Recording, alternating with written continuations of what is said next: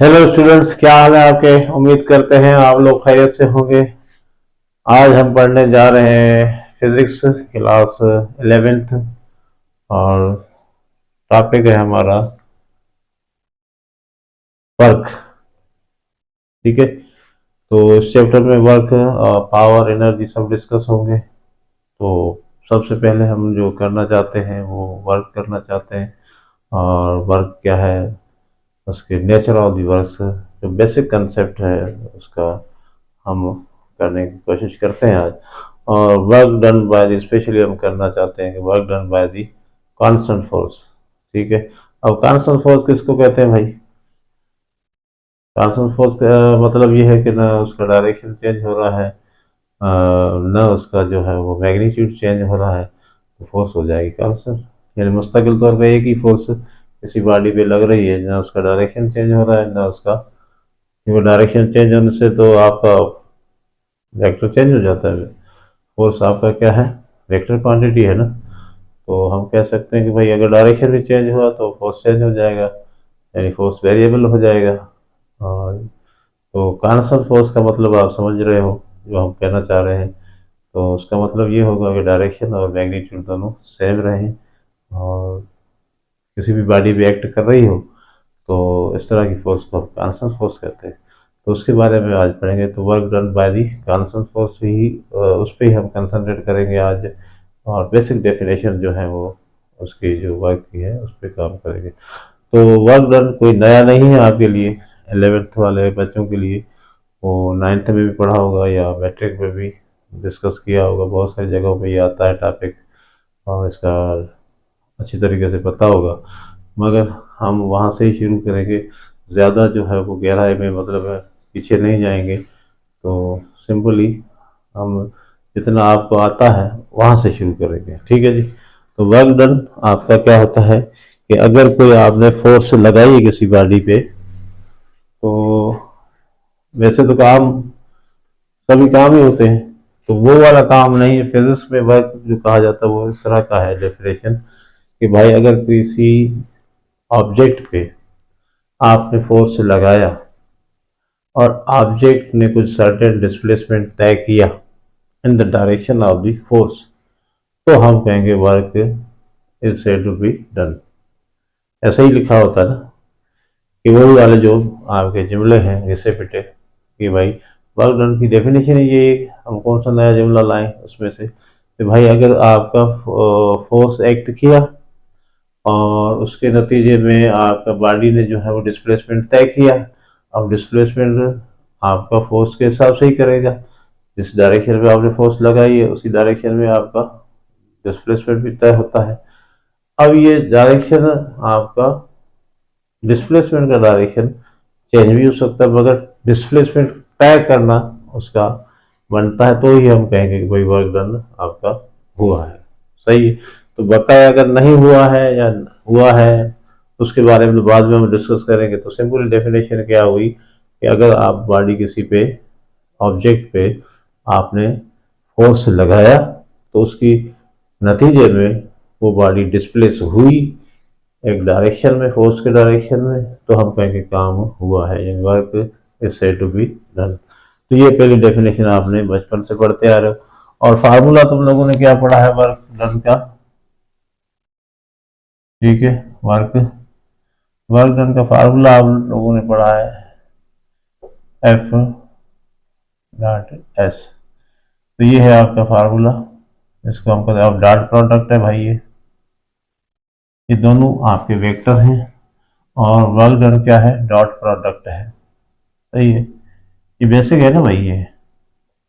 और जिसको हम स्केलर प्रोडक्ट भी कहते हैं, कि दो वेक्टर्स को आपस में मल्टीप्लाई किया जाए और नतीजे के तौर पे आपका स्केलर क्वांटिटी आती है, तो उसको हम क्या कहते हैं, डॉट प्रोडक्ट कहते हैं, या आप स्केलर प्रोडक्ट कहते हैं। तो वर्क एक्चुअली आपका स्केलर क्वांटिटी है, तो हम कह सकते हैं ये डॉट प्रोडक्ट का नतीजा है।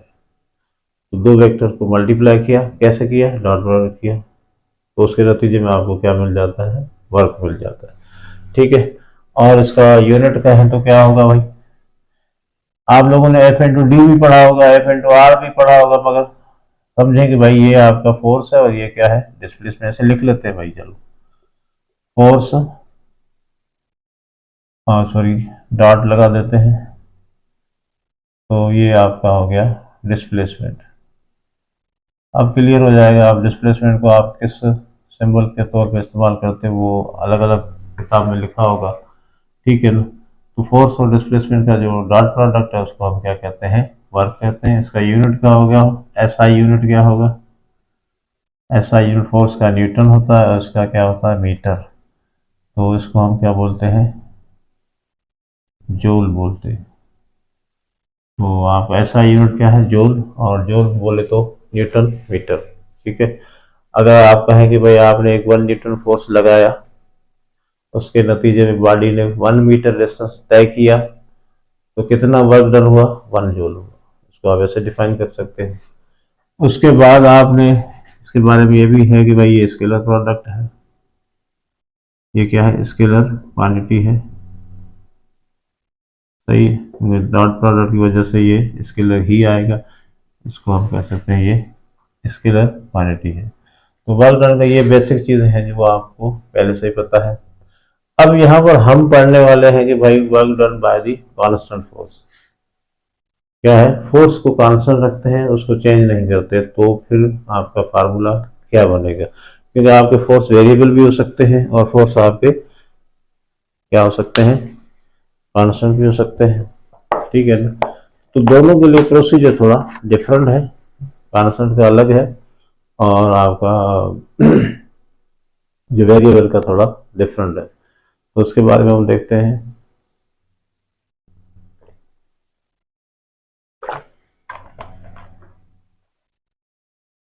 ठीक है जी, तो हम पढ़ने जा रहे हैं work done by the constant force. Constant force के लिए आपका फार्मूला डेवलप करते हैं वंस फॉर ऑल, तो उसको आप देखेंगे। Work done by the constant force, work done by the constant force, ठीक है। अब कांस्टेंट फोर्स के बारे में मैंने अभी बताया आपको कि भाई ना उसका मैग्नीट्यूड चेंज हो रहा है ना डायरेक्शन चेंज हो रहा है, तो हम कहेंगे भाई फोर्स आपका क्या है, कांस्टेंट है, ठीक है। तो सपोज करें ये आपका एक ब्लॉक है, यहाँ पर रखा हुआ है, ठीक है जी, और इसको आपने ऐसे फोर्स लगाया, ऐसे आपने इसको खींचना शुरू किया, तो ये फोर्स है आपका। तो अब यहाँ पर फोर्स जो है वो आपका ऐसे ऑब्लिकली लगा हुआ है, किसी एंगल पे लगा हुआ है। तो अब हमें ये देखना पड़ेगा कि भाई फोर्स का कौन सा कंपोनेंट है जो वर्क कर रहा है, सही है ना।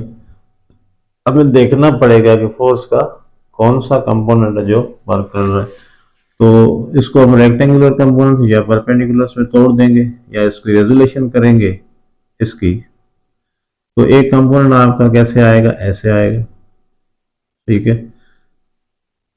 और एक आपका आएगा ये एक्स एक्सिस के और पैरेलल आएगा, दूसरा आपका कैसे आएगा, ऐसे वाई एक्सिस के। ये वाई एक्सिस पे है, ये आपका एक्स एक्सिस पे, और यहाँ आपकी ये एंगल बना रहा है with respect to this component. तो अब मुझे बताएं कि भाई कौन सा कंपोनेंट है जिसकी वजह से डिस्प्लेसमेंट तय हो रहा है। अब डिस्प्लेसमेंट कैसे तय हुआ है, यहाँ ऐसे आगे की तरफ बढ़ गया ये, यहाँ हमने इसको फोर्स लगाएगा, ये आपका चल के यहाँ पे पहुंच गया है। तो डिस्प्लेसमेंट का डायरेक्शन क्या है आपका, इस तरह है, ये डिस्प्लेसमेंट का डायरेक्शन है।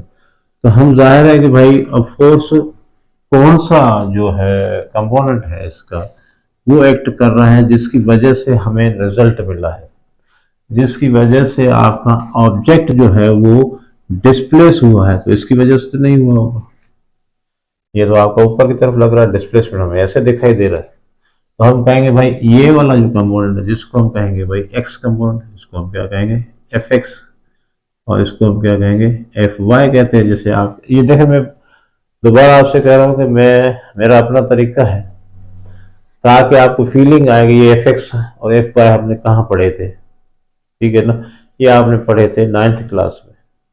तो वो वही बात कर रहे हैं हम, कोई नई बात नहीं कर रहे। हमने वेक्टर एफ को यानी फोर्स को हमने तोड़ दिया है, रिजॉल्व कर दिया उसके ही कंपोनेंट्स में।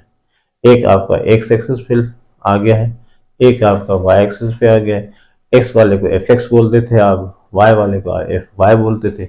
अब एफ एक्स किसके बराबर है वो आपको पता है भाई, एफ कॉस थीटा के बराबर होता है।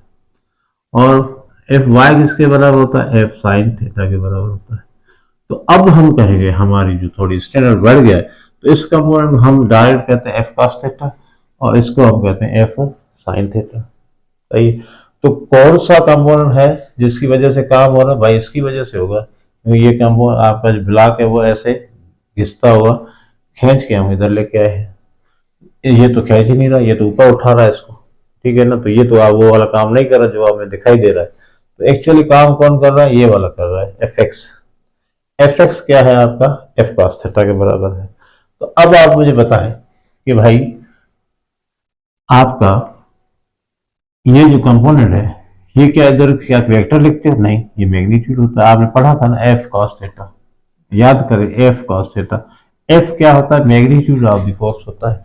कॉस थीटा क्या है आपका, ये भी एक एंगल है, उसकी कोई वैल्यू होगी, सही है ना। तो हम कह सकते हैं भाई ये कंपोनेंट की वजह से ही ये काम हो रहा है। तो अब वर्क डन की जो डेफिनेशन है वो क्या है, उसके हिसाब से क्या हो जाएगा कि भाई यहाँ पर जो है वो एफ कॉस थीटा इसकी वजह से काम हो रहा है और डिस्टेंस कितना तय हुआ है आपका, एस तय हुआ है।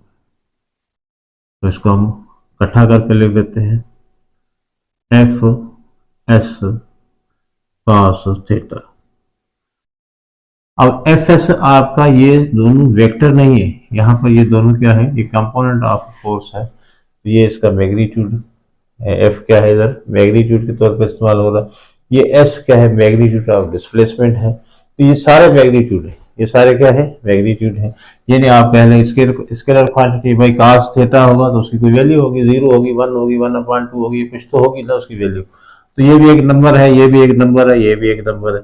इसको आप चाहें तो ऐसे भी लिख सकते हैं भाई, आप उसको क्लियर कर ले। आप और फीलिंग देना चाहते हैं भाई ये मैग्नीट्यूड है, ऐसा आ गया, फिर आपका कॉस थीटा आ गया। तो ये सारे मैग्नीट्यूड। अब ये वाली जब चीज आती है तो अब आपको लगता है कि भाई ये हाँ ये तो हमने पढ़ा हुआ है। कॉस थीटा तो हमेशा उसमें लगता था, इसमें डॉट प्रोडक्ट में लगता था और साथ में ए बी लिखा होता था। आप कहते थे भाई यहाँ देखो ए डॉट बी करते थे। तो अभी आपने पीछे फैक्टर्स में पढ़ा होगा, A dot B is equal to क्या होता है, ए बी कॉस थीटा। भाई F into R, F dot S करेंगे तो ये क्या बनेगा, क्या बनेगा भाई, ये बनेगा एफ एस कॉस थीटा, है ना। ये भी दो वेक्टर हैं, वो भी दो वेक्टर थे। तो एफ डॉट एस लिखा तो क्या बना आपका एफ कॉस थीटा। तो यहाँ पर देखो आ रहा है कि नहीं आ रहा है, आ रहा है ना, एफ एस कॉस थीटा आ रहा है ना। तो एफ एस कॉस थीटा किसके बराबर, एफ डॉट एस के। तो हमने यहाँ पर रख दिया ये W is equal to F dot S. ये वाली कहानी जो है देखें तो ये सिंपली बता रहा है कि भाई ये वर्क डन जो है वो एक्चुअली डॉट प्रोडक्ट है किसका, फोर्स और डिस्प्लेसमेंट का। फोर्स और डिस्प्लेसमेंट का क्या है, डॉट प्रोडक्ट, ठीक है। तो अब ये आपका जो बना है ये है इसके लिए कांस्टेंट फोर्स के लिए। ये फार्मूला किसके लिए इस्तेमाल होगा, कांस्टेंट फोर्स के। जब फोर्स आपकी बिल्कुल ही चेंज नहीं हो रही है, सेम रही है थ्रू आउट, न मैग्नीट्यूड चेंज हो रहा है न डायरेक्शन चेंज हो रहा है, तो फोर्स को हम कहेंगे कांस्टेंट। सही है जी। तो ये आपका फार्मूला बन गया। अब इसको हम सिंपली यही वाला फार्मूला लिखेंगे, W इज इक्वल टू क्या बनेगा, एफ एस है इसके बराबर है, एफ डॉट एस के बराबर है। तो वर्क डन का फार्मूला हम कैसे करेंगे, डॉट प्रोडक्ट के हिसाब से एफ एस कॉस थीटा। ये वाला फार्मूला आप यूज करेंगे कांस्टेंट फोर्स के लिए। सही है जी। तो सिंपली इसकी डेफिनेशन आ गई है वर्क डन की, वो फार्मूला भी आ गया है और आपको ये मैंने बता दिया है सिंपली कि भाई ये डॉट प्रोडक्ट ही है। आपको दिखा दिया है कि भाई ये डॉट प्रोडक्ट कैसे कहलाता है, क्योंकि यहाँ पर एफ कॉस थीटा आता है और एफ कॉस थीटा जो है वो आपका कॉस हमेशा किस में लगता है, डॉट प्रोडक्ट में लगता है। ओके जी। तो ये आपका आ गया डेफिनेशन। अब हमने ये पढ़ना है कि भाई वर्क डन की नेचर क्या होगी। बहुत सारे यहाँ पर थीटा पे डिपेंड कर रहा है, तो चीजें तो कितनी है भाई, यहाँ तो या फोर्स पे भी डिपेंड कर रहा है और आपका डिस्प्लेसमेंट पे भी डिपेंड कर रहा है और एक्चुअली किस पे डिपेंड कर रहा है, थीटा पे यानी एंगल पे भी डिपेंड कर रहा है। तो तीन चीजों पे डिपेंड कर रहा है, तो जाहिर है इसकी नेचर चेंज होती रहेगी। ये इनमें से कोई भी एक चीज चेंज होगी तो वर्क डन भी आपका क्या होता जाएगा, वैल्यू उसकी जो है वो, वैसे तो है ही स्केलर तो उसकी वैल्यू क्या आ जाएगी, चेंज होती जाएगी। तो उसको देखते हैं कैसे चेंज आते हैं, इसमें क्या क्या तब्दीलियां आती हैं अगर इसको हम चेंज करेंगे। तो हम पढ़ने जा रहे हैं nature of the work done. ठीक है भाई, ये फार्मूला नोट कर लिया। जो वही है फार्मूले जो आप पढ़े, मगर अब इसको थोड़ा अलग तरीके से पढ़ रहे हैं। थोड़े कुछ नाम नए आए, कॉन्स्टेंट सोर्स का आया तो हमें पहले ही इतना जिक्र नहीं हुआ होगा आपका। ठीक है जी, तो अब क्या है, फार्मूला बना आपका एफ एस कॉस थीटा। सही है जी, ये फार्मूला बना आपका। इस फार्मूले को देखते हैं भाई, अगर हम कहें कि भाई फोर्स और डिस्प्लेसमेंट का डायरेक्शन सेम हो, पहला क्या है, फोर्स एंड डिस्प्लेसमेंट का डायरेक्शन क्या हो, सेम हो, डायरेक्शन इसका सेम है, यानी F is parallel to S, या इसको कह सकते हैं भाई that is theta is equal to 0 degree. ये सारी कहानियां आ सकती हैं आपकी, सेम डायरेक्शन है, पैरेलल है, या उनके दरमियान एंगल क्या है, 0 है, तो ये पैरेलल ही होंगे। तो हम कहेंगे भाई वर्क डन क्या होगा, चलने देखते हैं क्या होता है। F S cos theta, F S cos theta की जगह 0, कॉस 0 किसके बराबर है भैया, 1 के बराबर है, तो एफ एस इंटू 1 हो जाएगा, तो ये हो गया एफ एस। तो यहां पर वर्क डन क्या हुआ है, पॉजिटिव हो गया पहली बात तो, और मैक्सिमम होगा, क्या होगा, मैक्सिमम होगा। तो अगर आपके फोर्स और डिस्प्लेसमेंट दोनों का डायरेक्शन सेम है, या दोनों एक दूसरे के पैरेलल है ऐसा मान लें, या दोनों के दरमियान क्या है, एंगल 0 डिग्री है, ये सारी निशानियां अगर आपको पाई कहीं पर भी इनमें से कोई एक बात तो एक ही है, बोलने का तरीका हर एक का अलग अलग है, तो आप कह लेना कि वर्क डन क्या होगा, किस नेचर का होगा, पॉजिटिव होगा, और क्या होगा आपका, मैक्सिमम होगा। सही, पॉजिटिव होगा और मैक्सिमम होगा। इसी तरह अगर मैं कहूं अभी कि भाई यहां पर दूसरा कंडीशन लिख लेते हैं, आपका फोर्स एंड डिस्प्लेसमेंट, सही है जी, फोर्स एंड डिस्प्लेसमेंट जो है वो क्या है, आपके अपोजिट डायरेक्शन में, अपोजिट डायरेक्शन में, अपोजिट डायरेक्शन में है, या हम कह सकते हैं एंटी पैरेलल है, ऐसा भी कह सकते हैं, लैंग्वेज चेंज कर सकते हैं, या हम कहेंगे भाई थीटा उसका कितना है, 180 है, थीटा एंगल दोनों के दरमियान कितना है, 180 है। तो क्या होगा भाई, देखो W is equal to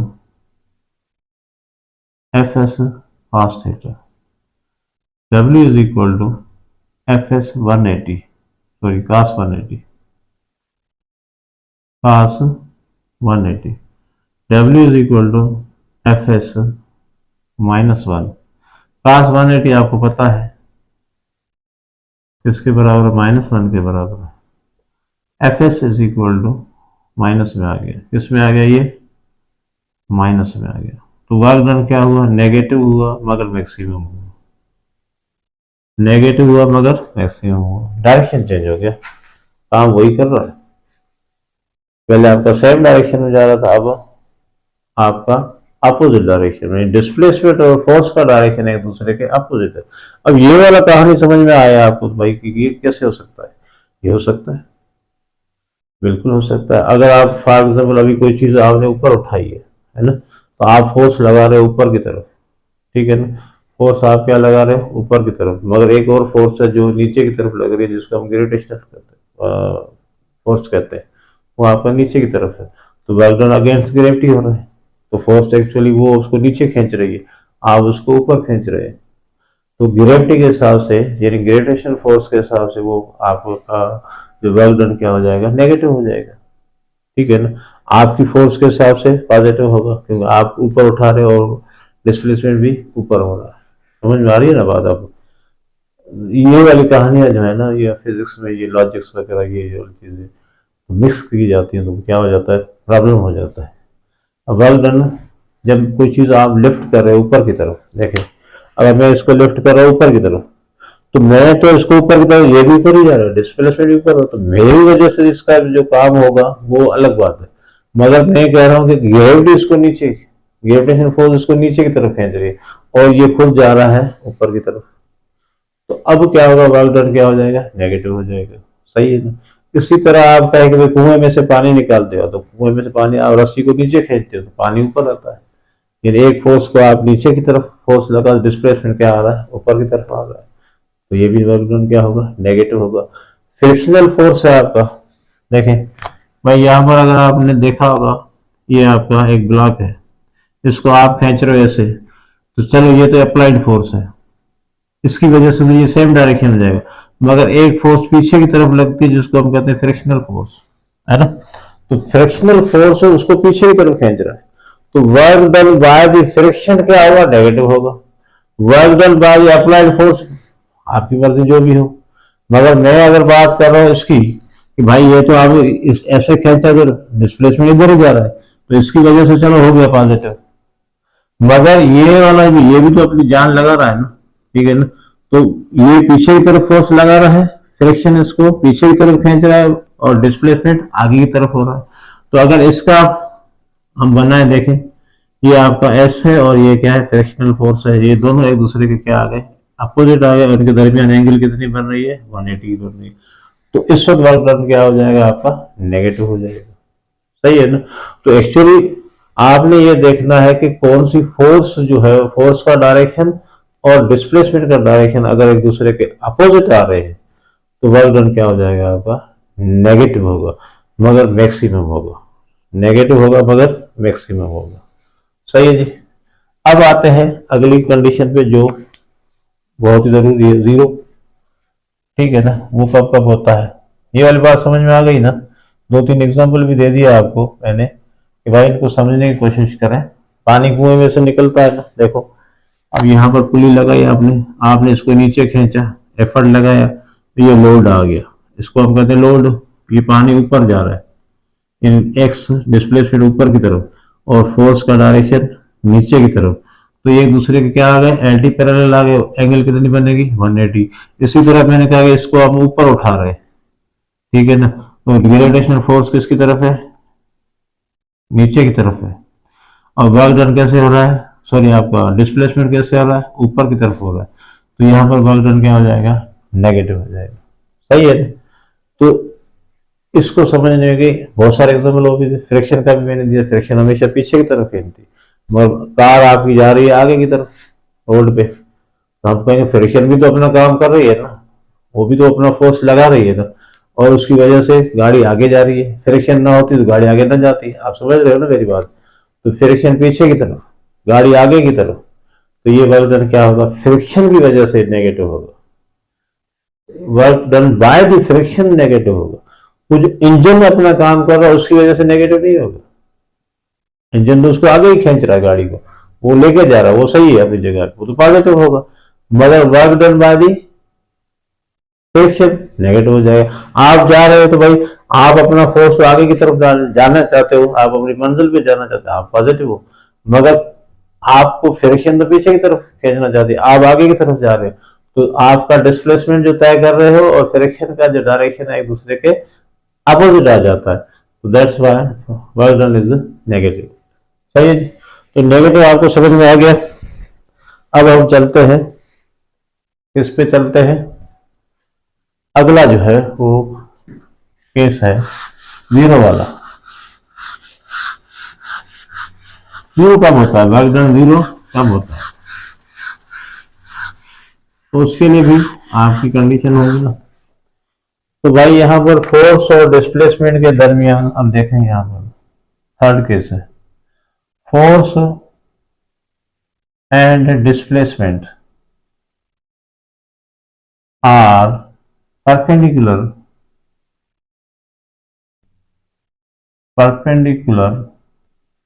to each other. चले, काम हो गया खत्म। 10 W इज इक्वल हो जाएगा 0।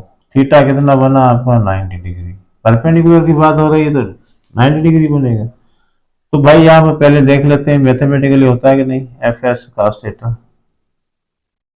W is equal to F S cos 90, W is equal to F S cos 90 0 के बराबर है, तो W इज इक्वल हो गया 0। चलो मैथमेटिकली तो 0 आ गया। अब आप देखें ये कब होता है भाई, 90 की एंगल कब बनती है, ठीक है ना।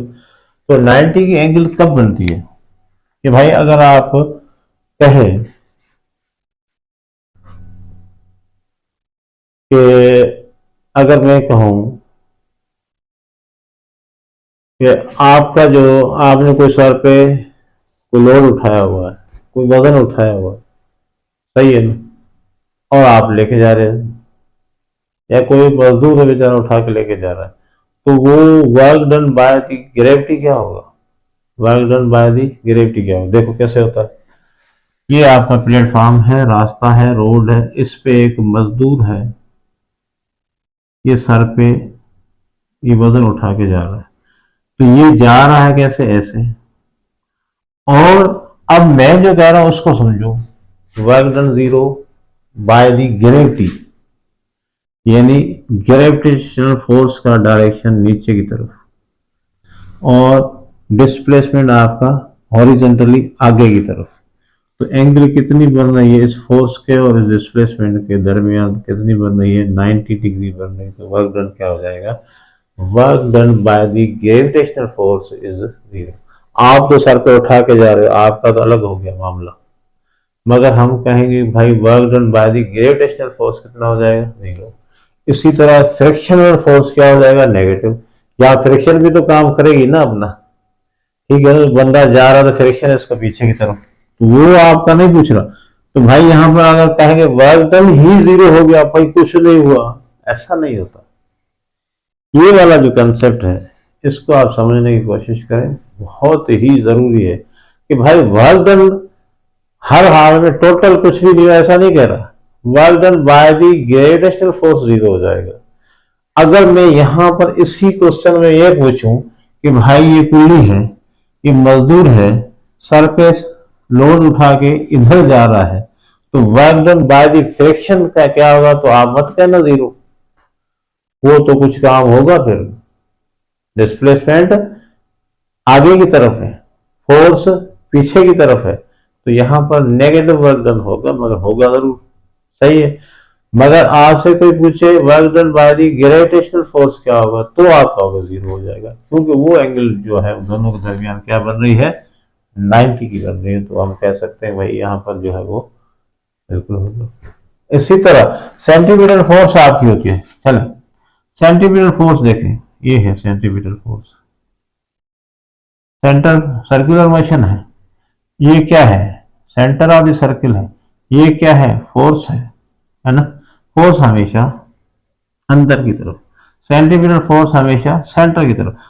डायरेक्शन ऑफ द मोशन कैसे होगा, ऐसे होगा, तो डिस्प्लेसमेंट तो ऐसे ही होगा भाई।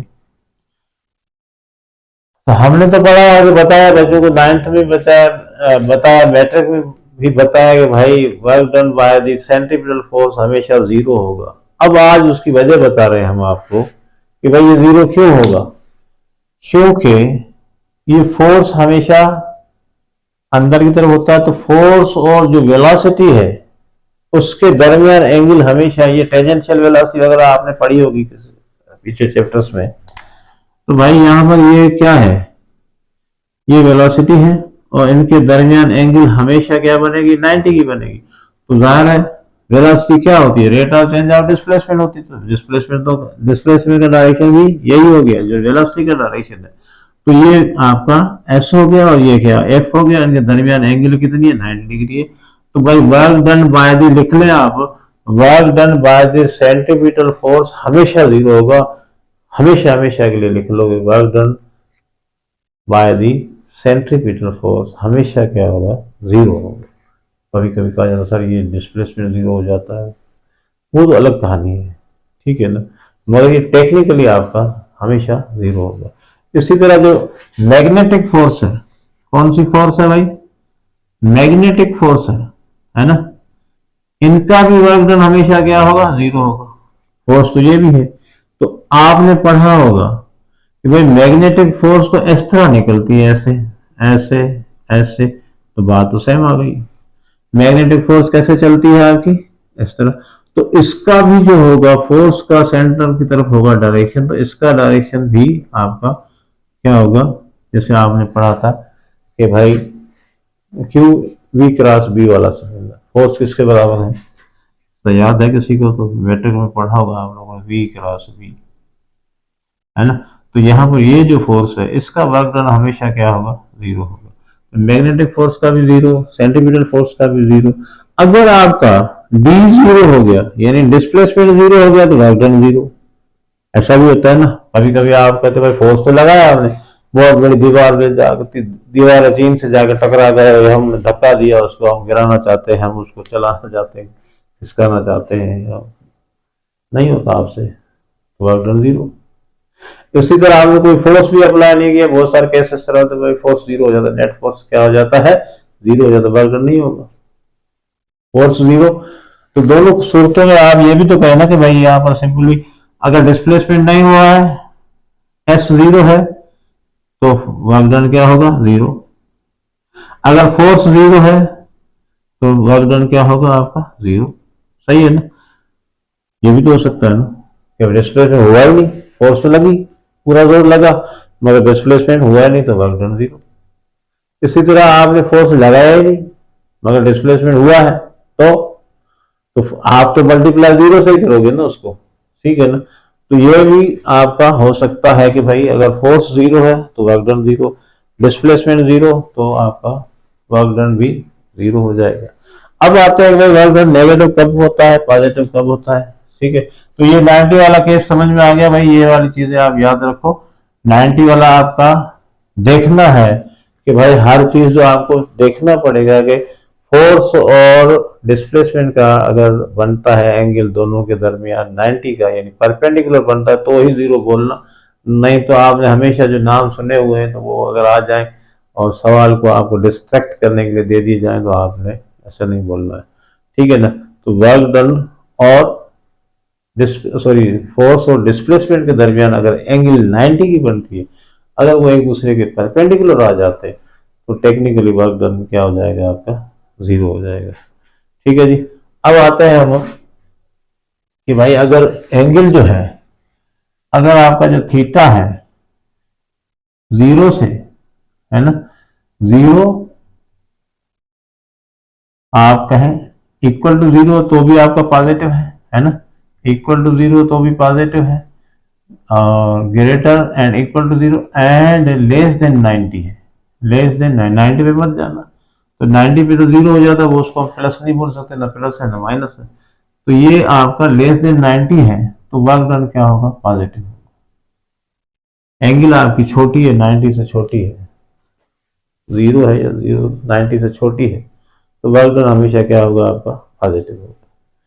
इसी तरह अगर थीटा आपका क्या है भाई 90 से ग्रेटर देन 90, 90 से बड़ा है and less and equal to किसके है 180 के है, तो वर्क डन क्या होगा आपका, ये W क्या होगा, W क्या होगा यहाँ पर नेगेटिव होगा, W क्या होगा नेगेटिव होगा। समझ में आ रही है ना बात। तो भाई यहाँ पर सिंपल है भाई, अगर फोर्स आपका चला गया, किस पे चला गया आप देखें, सेकंड क्वाड्रेंट में चला गया, तो फिर आपका जाहिर है ये क्या हो जाएगा आपका नेगेटिव हो जाएगा। सेकंड क्वाड्रेंट का मतलब समझते हैं 90 से बड़ी एंगल होगी तो सेकंड क्वाड्रेंट में चला जाएगा, फिर आपका जो एक्स कंपोनेंट बनेगा वो सेकंड क्वाड्रेंट बनेगा, ऐसा ही है ना। आपका एक्स कंपाउंड तो बनेगा वहां पर, अभी बताता हूँ मैं, 1 मिनट। चलो मैं इसको मिटा दूं नीचे वालों को।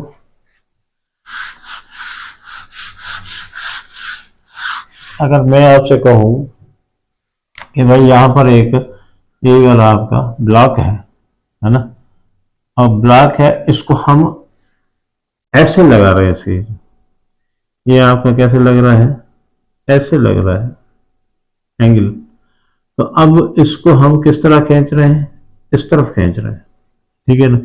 तो आप बताएं कि भाई यहाँ पर वर्क डन नेगेटिव होगा या नहीं होगा, या इसको ऐसे कर लेते हैं, चलो इसको ऐसे धक्का दिया तो चलेगा, तो ये ऐसे ही या ऐसे चलेगा। तो भाई ये आपका जो आपका क्या होना चाहिए, ये आपका चला गया कहाँ पे, एंगल कहाँ पे बन गया, एक्स एक्सिस से देखे तो कहाँ पे चला गया, आपका सेकंड क्वाड्रेंट में चला गया। तो भाई ये एंगल आपका 90 से बड़ा हो गया है ना, 90 तो इधर होता है। तो अब एक कंपाउंड इधर जाएगा, एक कंपाउंड किधर जाएगा, आपका इधर जाएगा, ठीक है ना। Sorry, 1 minute. आपका एक कंपाउंड आपका किधर जाएगा, अगर मैं इसको ऐसे करूं, ऐसे कर लेते हैं, ये कंपाउंड आपका इधर गया। अब ये वाला कंपाउंड माइनस में एक्स आएगा, ठीक है तो एक्स पे ही, थीटा यहाँ पर बन रहा है, तो ये क्या पे बन रहा है आपका, माइनस की तरफ जा रहा है। तो अब ये cos थीटा आपका वैल्यू जो होगा वो माइनस में, जैसे 180 का माइनस में होता है, तो 90 से बड़ी एंगल जो भी होगी उसकी जो वैल्यू होगी वो क्या होगी, आपकी माइनस की होगी। तो वर्क डन हमेशा क्या आएगा, आपका नेगेटिव आएगा। सही है जी। तो ये थे आपके nature of the work done भी हो गया, और सारे केस डिस्कस हो गए। ये बेसिक डेफिनेशन थी और work done by the constant force का फार्मूला था। अब नेक्स्ट वीडियो में हम रखने जा रहे हैं इसके मुताबिक जितने भी न्यूमेरिकल्स हैं, जितने भी कोशिश करें, जितने भी, क्या मतलब हमारे को फिक्स तो है नहीं, तो जितने हो सकते हैं उससे मुख्तलिफ जो टिपिकल टाइप के हैं तो उस पर देखते हैं। फिर वेरिएबल फोर्स का भी है। तो अभी आपका सिर्फ क्या हुआ है, constant force, work done by the constant force, उस पर हम जो है न्यूमेरिकल पहले रखेंगे, ताकि जो टॉपिक होगा उसका दूसरा वीडियो जो फॉलो अप होगा वो उसका न्यूमेरिकल्स का होगा। ठीक है, तो मिलते हैं हम नेक्स्ट वीडियो में। अगर आपको चीज़ें, ये जो वीडियो पसंद आई हो तो उसको लाइक और शेयर लाजमी करना, ये बहुत ज़रूरी है। ठीक है जी, तो नेक्स्ट वीडियो तक पढ़ते रहो, पढ़ाते रहो।